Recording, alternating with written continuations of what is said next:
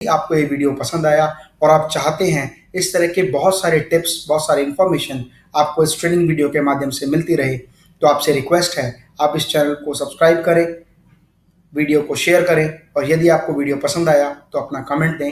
धन्यवाद। द्विमुखी रुद्राक्ष संदर्भ की जानकारी।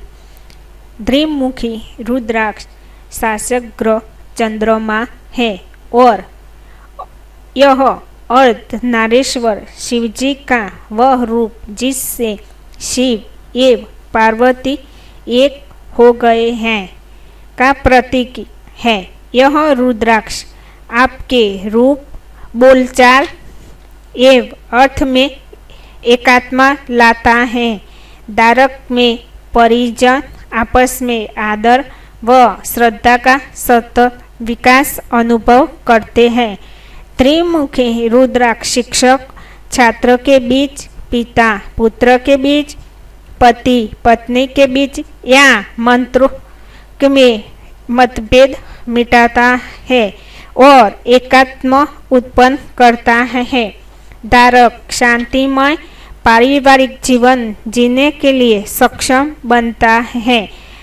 शुद्धता का क्रम यह है। नेपाली द्विमुखी रुद्राक्ष श्रेष्ठतम है। इंडोनेशियाई द्विमुखी रुद्राक्ष श्रेष्ठतर एवं हरिद्वार देहरादून का द्विमुखी रुद्राक्ष श्रेष्ठ है।